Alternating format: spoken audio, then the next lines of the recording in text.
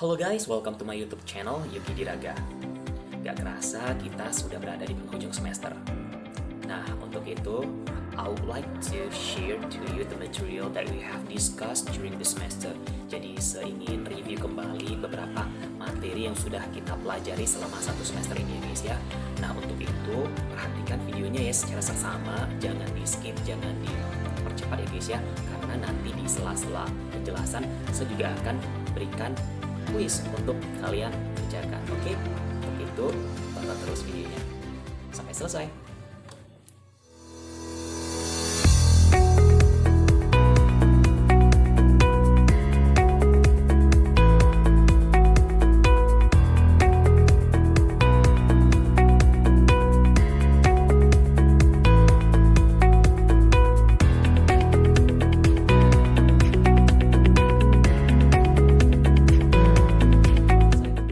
Jadi selama satu semester ini kita emang fokus kepada part of speech ya guys ya. Jadi dalam bahasa Indonesia, part of speech itu disebut juga dengan istilah kelas-kelas kata ataupun juga word classes, yaitu pengklasifikasian kata-kata berdasarkan kelasnya pastinya ya guys ya. Nah, terdapat 8 kelas kata yang harus kalian tahu ya guys ya dalam bahasa Inggris. Yang pertama itu ada namanya noun. Well, noun adalah suatu kata yang digunakan untuk menamai orang, benda, hewan, tempat, dan juga konsep abstrak. Noun itu sendiri ada jenisnya ya guys ya. Yang pertama ada namanya countable dan uncountable noun. Nah, countable noun itu yang bisa kalian hitung secara satuan. Contohnya misalnya book, one book, two books, 2 buku. Kemudian sebaliknya ada juga yang namanya kata benda yang tidak bisa kalian hitung, namanya uncountable noun. Contohnya misalnya hair, rambut ya guys ya, nggak bisa kalian hitung secara satuan. Contoh lainnya seperti sugar, nggak bisa kalian bilang one sugar. Yang mungkin kalian akan bilang a package of sugar. Kemudian ada juga milk, nggak mungkin kalian bilang one milk. Yang mungkin adalah a cup of milk. Selanjutnya ada yang namanya proper noun dan juga common noun. Kalau proper noun ini secara spesifik ya guys ya, kita contohkan Jakarta, Gramedia. Sementara untuk common noun-nya itu untuk kata benda yang secara umum. Jadi kalau kita contohkan lagi, misalnya proper noun-nya itu Jakarta, maka common noun-nya itu adalah city. Kemudian kalau proper noun-nya itu adalah Gramedia, maka common noun-nya itu adalah bookstore. Seperti itu ya guys ya. Contoh lainnya nih, satu lagi deh. Misalnya proper noun-nya itu ada mother, father, sister, brother, maka common noun-nya adalah yes, family. Oke guys, selanjutnya ada yang namanya abstract noun dan juga concrete noun. Jadi kalau abstract noun ini kata benda yang nggak bisa secara langsung kita rasakan lewat panca indera ya guys ya. Jadi kita hanya bisa rasakan saja. Contohnya misalnya love, cinta. Kalian nggak bisa pegang tuh yang namanya cinta. Kalian hanya bisa rasakan saja. Contoh lainnya misalnya organization. Organization itu nggak bisa kita sentuh ya guys ya, tapi kita bisa rasakan keadaannya. Jadi ada sebuah organisasi. Nah, sebaliknya ada juga namanya concrete noun. Ini real ya, nyata, kalian bisa pegang, kalian bisa rasakan lewat panca indera kalian. Seperti misalnya book, buku. Kalian bisa pegang ya adanya satu buku. Kemudian gelas, kalian bisa pegang ya gelas untuk minum. Seperti itu ya guys ya. Terakhir ada namanya collective noun. Jadi ini digunakan untuk menyatakan suatu nama kelompok ataupun juga kumpulan. Seperti contohnya kelas, group, tim. Nah, seperti itu merupakan collective noun ya guys ya. Well, selanjutnya ada pronoun. Pronoun adalah kata yang digunakan untuk menggantikan noun ataupun juga kata benda yang bisa berupa orang, benda, hewan, tempat, atau juga konsep abstrak. Nah, pronoun itu sendiri terdapat beberapa jenisnya ya guys ya. Yang pertama namanya personal pronoun. Personal pronoun merupakan kata ganti untuk orang, hewan, benda, atau hal secara spesifik. Bentuk kata ganti ini tergantung pada peran subjek, objek, dan juga posesif, jumlah orang keberapa, dan juga gender dari noun yang digantikannya. Nah, di sini saya akan klasifikasikan personal pronoun itu sebagai berikut. Oke, yang pertama namanya subjective personal pronoun ataupun dikenal dengan subject pronoun ya guys ya. Contoh dari subjective pronoun ini adalah I, you, they, we, he, she, dan juga it. Di mana kesemuanya ini posisinya ataupun kedudukannya sebagai subjek dalam sebuah kalimat. Kemudian ada juga yang namanya objective personal pronoun ataupun dikenal objective pronoun ya guys ya. Dikatakan demikian ya karena posisinya dalam sebuah kalimat ada pada objek. Untuk contohnya sendiri ada me, you, them, him, her, us, dan juga it. Kemudian ada yang namanya possessive pronoun, ini menunjukkan kepunyaan ataupun juga kepemilikan ya guys ya. Nah contohnya itu ada my, your, ada their, ada our, ada her, his, dan juga its pastinya ya guys ya. Selanjutnya ada yang namanya demonstrative pronoun. Jadi demonstrative pronoun ini merupakan kata ganti yang menggunakan parameter number ataupun jumlah dan juga distance ataupun jarak ya guys ya. Contohnya seperti this, ini, that, itu, these untuk yang jamak dan those itu untuk yang jamak. Kemudian ada juga yang namanya interrogative pronoun. Interrogative pronoun merupakan kata ganti yang digunakan untuk mengajukan pertanyaan guys. Contohnya who, what, when, where, why, dan juga how. Ada lagi yang namanya relative pronoun. Jadi relative pronoun itu merupakan kata ganti yang biasanya digunakan untuk memperkenalkan relative clause yang menerangkan noun. Contohnya seperti who, what, when, where, why, dengan juga how. Jadi bentuknya sama seperti interrogatif ya guys ya. Cuma dia menjembatani ya. Seperti contoh misalnya the boy who plays football is my brother. Jadi anak lelaki yang bermain sepak bola itu adalah adikku. Kemudian ada lagi namanya indefinite pronoun. Jadi indefinite pronoun ini merupakan kata ganti untuk orang, benda ataupun hal secara umum yang tidak spesifik guys. Contohnya seperti anything, anyone, everything, everyone, no one, nobody, dan lain sebagainya. Selanjutnya ada namanya reflexive pronoun. Ini merupakan kata ganti yang digunakan untuk menyatakan bahwa subjek menerima aksi dari verb ataupun reciprocal action pada suatu clause ataupun juga kalimat. Contohnya seperti myself, yourself, itself, herself, himself, themselves. Seperti itu ya guys ya. Terakhir ada namanya intensive pronoun. Jadi ini merupakan kata ganti yang digunakan untuk memberikan penekanan pada noun yang mendahuluinya. Contohnya seperti ini guys. Jadi contohnya sama seperti reflexive pronoun itu sendiri, cuma penempatannya itu sedikit berbeda ya. Jadi sambil contoh pada kalimat berikut. I myself promise to finish the project. Jadi saya pribadi ya berjanji untuk menyelesaikan proyek tersebut. Atau contoh lainnya misalnya you yourself will go to school with me. Jadi kamu secara pribadi itu pasti akan pergi sekolah bersama saya. Oh ternyata ada satu lagi yang terlewat, itu namanya reciprocal pronoun ya.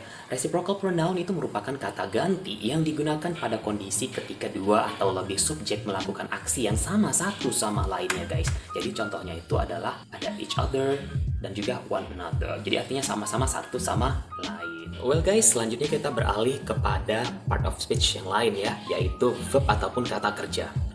Verb adalah kata yang mendeskripsikan aksi, tindakan, kondisi, ataupun juga pengalaman dari satu hal. Di dalam bahasa Indonesia, verb dikenal sebagai kata kerja karena verb menunjukkan aksi dari subjek dalam sebuah kalimat. Di dalam bahasa Inggris sendiri, kata kerja ataupun verb dibagi menjadi beberapa jenis ya guys ya. Yang pertama namanya action verb.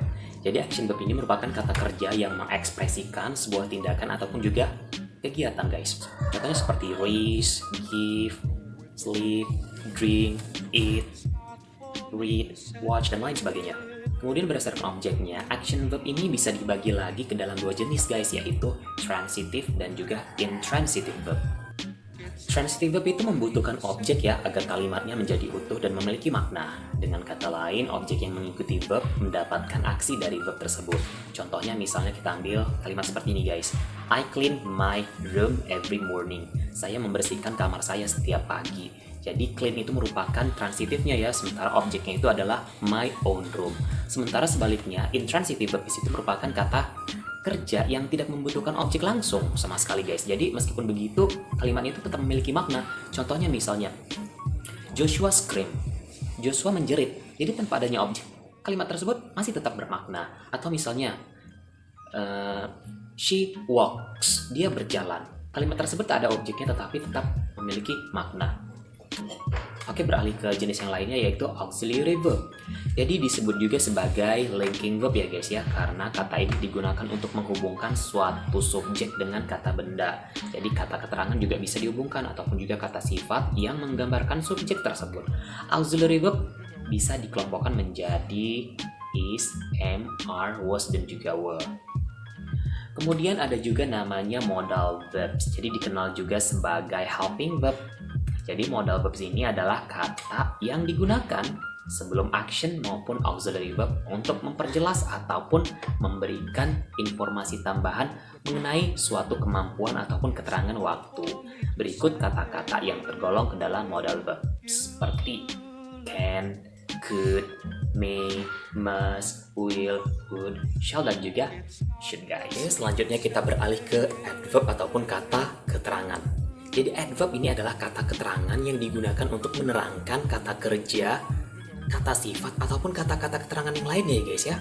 Well guys, jadi menurut jenisnya, adverbs ini bisa dibagi lagi menjadi beberapa jenis ya guys ya. Yang pertama itu ada namanya adverb of manner, yaitu kata keterangan cara, di mana kata ini menerangkan bagaimana sesuatu terjadi ataupun dilakukan.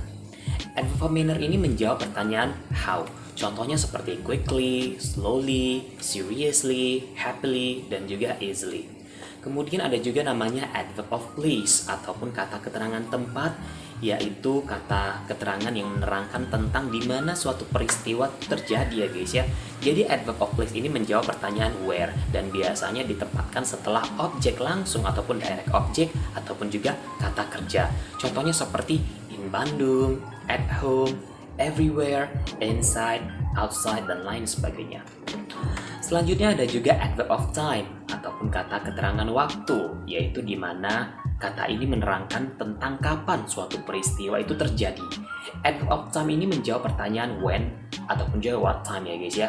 Nah, adverb of time ini dapat ditempatkan di depan kalimat ataupun juga di akhir kalimat. Contohnya seperti today, tomorrow, yesterday, in the afternoon, in July, dan lain sebagainya.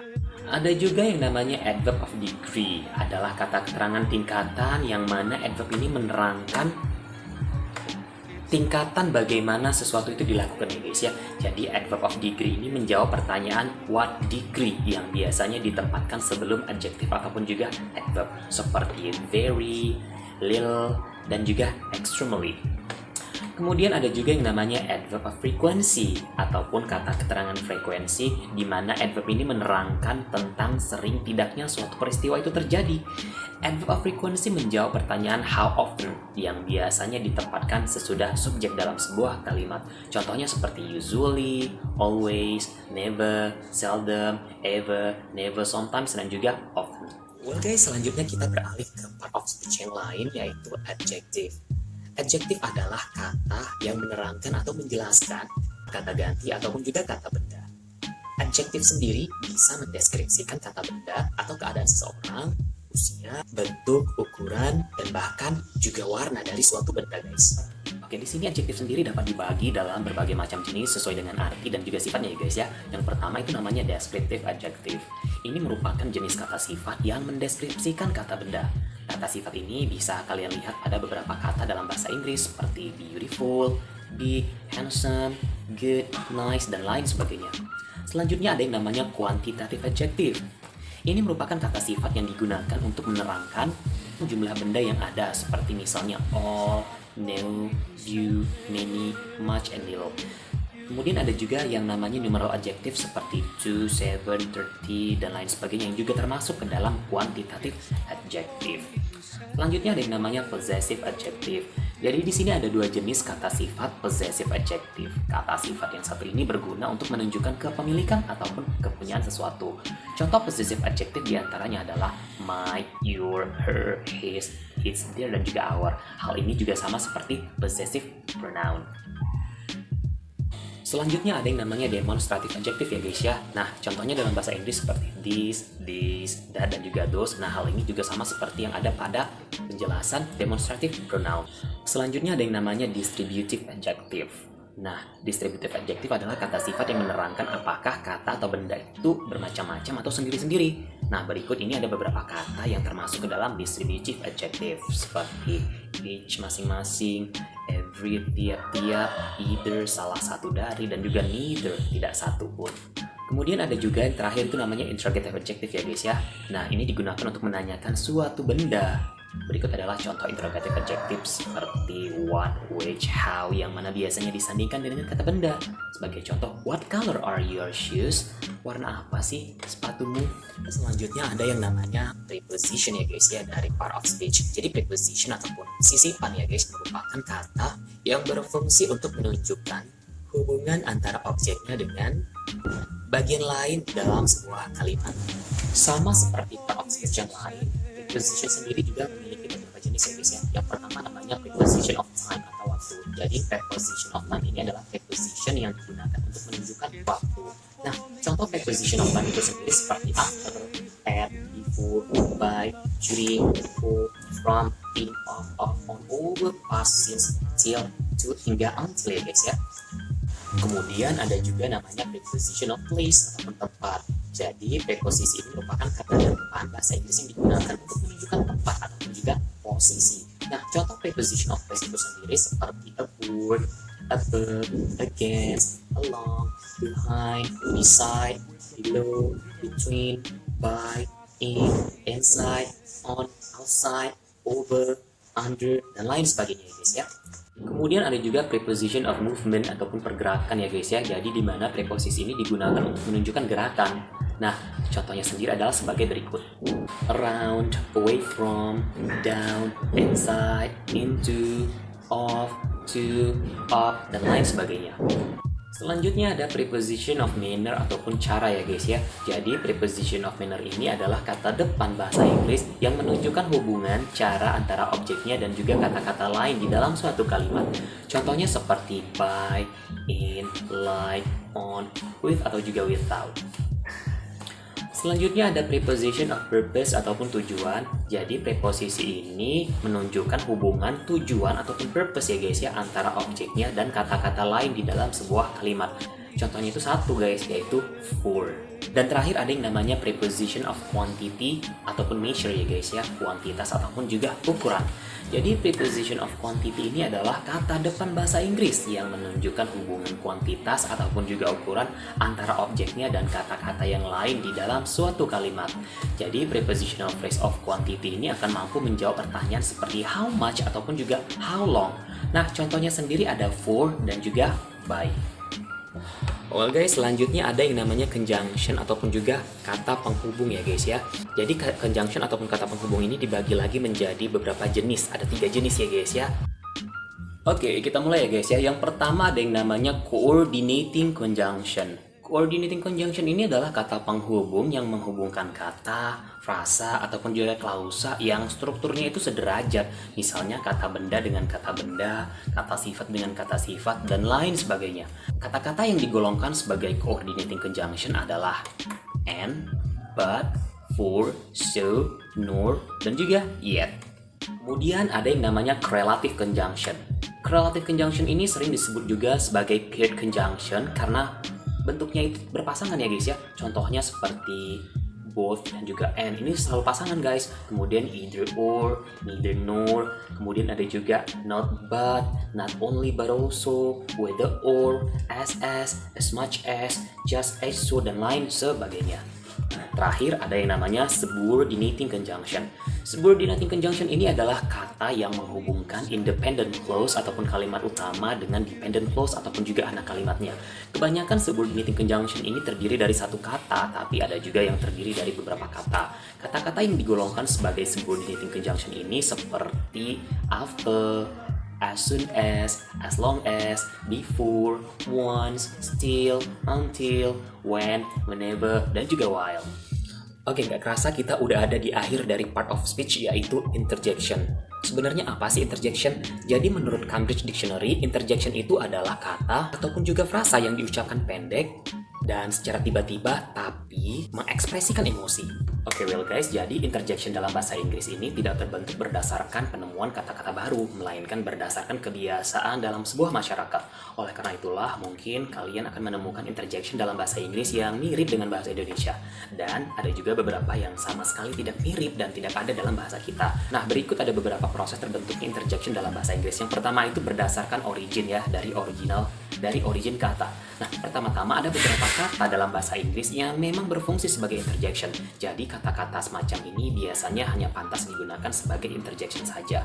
Nah, berikut contoh-contohnya seperti yes, no, bravo, bingo, hi, alas, dan lain sebagainya. Kemudian berasal dari onomatopeia. Jadi onomatopeia ini adalah proses pembentukan kata berdasarkan dari bunyi yang dihasilkan oleh suatu benda ya guys ya. Jadi setelah origin kata, interjection juga banyak dibentuk oleh onomatopeia ini. Jadi misalnya seperti kata crack. Interjection tersebut terbentuk dari bunyi benda keras yang patah. Jadi beberapa contoh lain dari interjection ini adalah sebagai berikut. Seperti shh, itu suara bunyi mendesih ya guys ya. Kemudian ada ger, bunyi dengkuran, ada bunyi hantu atau menakuti orang ya. Ada juga suara seperti itu bunyi berdecak. Kemudian ada itu bunyi menahan tawa. Kemudian ada juga boom, bunyi ledakan besar. Ada juga ring ya, bunyi deringan. Dan juga ada knock-knock, itu bunyi saat kalian mengetuk pintu. Kemudian interjection nyatanya juga bisa dibentuk dari komponen part of speech yang lainnya ya guys ya, seperti noun, verb, dan juga adjective. Jadi ada cukup banyak noun, verb, dan juga adjective yang bisa difungsikan sebagai interjection. Misalnya seperti good, nice, sweet, dan lain sebagainya. Nah, berikut ini ada beberapa contoh lain dari noun, verb, dan juga adjective yang sering dijadikan sebagai interjection. Seperti great, good, nice, goodness, my, sweet, man, ladies, gosh, fabulous, terrific, dear, dan lain sebagainya. Well guys, it's done ya, nggak kerasa ya, udah selesai satu semester ya guys ya. Jadi itulah beberapa materi yang sudah serangkum ya, yaitu part of speech. Jadi inilah beberapa bekal kalian untuk meningkatkan perbendaharaan bahasa Inggris kalian ya guys ya. Terus pelajari, terus tingkatkan kosa-kosa kata ini ya guys ya. Karena nanti insya Allah kita akan ketemu lagi di pertemuan yang akan datang di level-level bahasa Inggris berikutnya. Meski kelihatan sederhana ya guys ya, hanya 8 part of speech, ternyata kalau kita telaah lagi satu persatu itu materinya cukup kompleks ya guys ya. Ada begitu banyak jenis-jenis yang harus kalian kuasai, yang harus kalian dalami ya guys ya. Jadi untuk itu pelajari lagi di rumah ya guys ya. Jangan putus sampai di sini, dan jangan lupa hubungkan juga perbendaharaan kata ini dengan aktivitas kalian sehari-hari ya. Jadi kita sudah pernah terapkan bagaimana sih cara meningkatkan perbendaharaan kata kalian ya, seperti mungkin lewat pengenalan benda-benda di sekitar, kemudian lewat nyanyian, kemudian ada lagi lewat ya seperti misalnya kalian ingin mereview satu produk ya, kalian bisa ambil dari review itu adjektif ya dari sana ya guys ya. Jadi banyak hal yang bisa kalian lakukan, hal-hal sederhana yang bisa kalian lakukan untuk meningkatkan kosakata bahasa Inggris kalian. Oke, jadi insya Allah kita ketemu lagi di lain kesempatan di level-level yang berikutnya ya guys ya. Oke, that's it for today. I'll see you next time. Bye bye.